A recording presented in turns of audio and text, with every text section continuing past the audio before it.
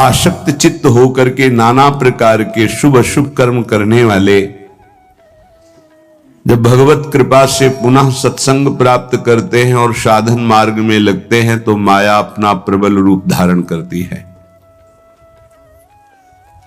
या तो ऐसी अनुकूलता प्रदान करती है कि वो भूल जाए, और या ऐसी प्रतिकूलता झोंक देती है कि उसको लगता है कुछ नाम जपने से नहीं, कुछ साधन करने से नहीं, दुख तो वैसे ही घेरे हुए। धैर्य छूट जाता है और भगवत मार्ग से विमुख आचरण करने लगता है। इसलिए उपासक को बहुत सरल ढंग से समझना चाहिए कि पुरानी फसल यदि बाजरा बोई है और बाजरा की रोटी मिल रही तो अगली फसल गेहूं बो दिया तो कल ही नहीं रोटी बना लोगे। 5-6 महीने लगेंगे किसान मेहनत करके, खेती तैयार करके, दाना बो करके, सींच करके, संभाल करके, फिर भी वो अतिवृष्टि, अनावृष्टि, ओले वृष्टि आदि से बच जाए, सुरक्षित हो जाए, तो सुरक्षित अनाज घर आ जाए, फिर वो पीस कर रोटी बना सकता है। तुम अनंत जन्मों से मनमानी आचरण करते रहे, आज नाम शुरू किया है तो वो तूफान नहीं उठेगा, नष्ट करने के लिए वो अपना स्वरूप धारण करेगा। उसकी गुलामी सहते रहे हो अभी, काम क्रोध लोभ मोह मद मत्सर।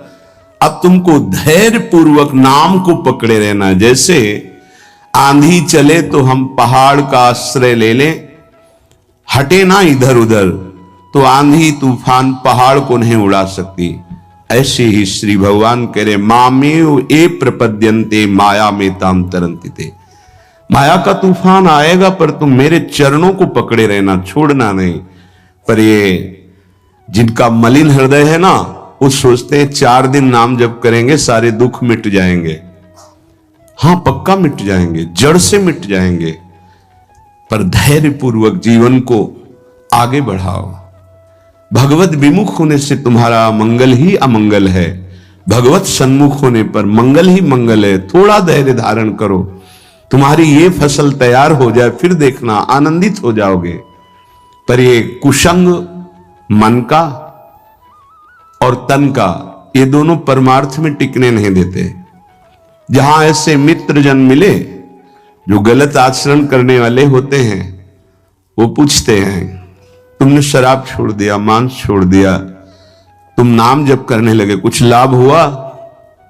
अरे कुछ नहीं होने वाला, तुम देख लो करके। उसके दिमाग में माया तो आक्रमण किए ही है। तत्काल नकारात्मक भाव आ जाता है कि नहीं नहीं, भगवत मार्ग में कुछ नहीं मिला, ठीक कह रहे हो, तो आओ हमारे संग फिर हो जाओ। फिर वो माया के मलिन आचरणों में उतर जाता है। वो संत द्रोह, भगवत द्रोह उसके हृदय में अपना स्थान बना लेता है। फिर जन्म जन्मांतर, युग युगांतर कब अवसर आएगा भगवत मार्ग में चलने का। इसलिए जिनको सत्संग मिला है, जिनको नाम जपने का सौभाग्य मिला है, उनको बहुत धैर्यवान होना पड़ेगा। इसको ऐसे पकड़ना होगा कि जैसे हम बहुत बीमार हैं और इस औषधि के सिवा हमारा कोई रास्ता नहीं बचने का, अब हमको ये औषधि खानी ही है। जहां सुनाम भवभेषज हरनि घोर त्रयशूल, तीनों तापों का नाश करने की सामर्थ्य और संसार समुद्र से पार करने की सुदृढ़ नौका, भवरोग की अचूक औषधि नाम है। हमारा भाव बने ना बने, भाव बिगड़ जाए, कोई बात नहीं, तुम नाम मत छोड़ना, हमारी प्रार्थना मानना, नहीं तो ये तूफान माया का आपको उड़ा ले जाएगा, परमार्थ में नहीं खड़ा होने देगा। बहुत धैर्य पूर्वक दीर्घ काल तक चला जाता है। धैर्य कहते हैं लाभ मिले ना मिले, हानि मिले, अपमान मिले, सम्मान मिले, हम किसी भी स्थिति में अब नाम नहीं छोड़ सकते। वो जीत जाएगा माया से। विपक्ष बहुत जोरदार है, आप क्या समझते हो? आप भगवान के अंश हो, ये भूल चुके हो, लेकिन वो नहीं भूली, वो भगवान की शक्ति है। भगवान कह रहे हैं मम माया दुरत्य, मम माया, मम मेरी है। जैसे ममई वांशो आपको बोला तो विपक्ष को भी बोला मम माया। अब आपको सावधान करने के लिए भगवान ही संत, गुरुदेव, शास्त्र इस रूप में संबोधन करते हैं।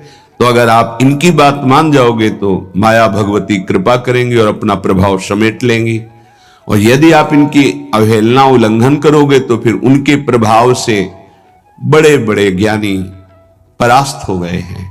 जो माया बहुबार नचावा, जास चरित को लख नहीं पावा, ऐसी विचित्र है, बहुत बहुत विचित्र। जो ज्ञानिन कर चिता परई, बरियाई विमोह बस करई, ऐसी प्रचंड माया है। इसलिए जिनके कानों में आवाज पहुंच रही हो, हमारी प्रार्थना है, बहुत जन्मों से भटक रहे हैं, ये दुख सुख के प्रलोभन और भय में आकर के नाम न छोड़ दीजिए। ऐसा भी हो सकता है कि नाम जपना शुरू करें, आपकी नौकरी लग जाए, आपका काम बन जाए, आपकी अनुकूलता बढ़ जाए। ये नाम का फल नहीं है, ध्यान रखना, ये नाम का फल नहीं है। हम स्पष्ट आपको कह रहे हैं कि जब से आपने नाम जपना शुरू किया आपका सब मंगल होने लगा, ये नहीं है। ये आपके पुण्यों का है, पूर्व पुण्यों का है। ये नाम आपको सामर्थ्य देखा, दुख और सुख दोनों सहकर परमानंद की प्राप्ति। ये विषयानंद नाम के फल से नहीं। आप नाम जपना शुरू किए, सब कुछ बिगड़ना शुरू हो गया, ये नाम का फल नहीं है। ये आपके पाप नष्ट हो रहे हैं। विवेक पूर्वक चलिए। अगर विवेक नहीं धारण करेंगे तो फिर सब मार्ग छूट जाएगा। विवेक इसी से उत्पन्न होता है, सत्संग से।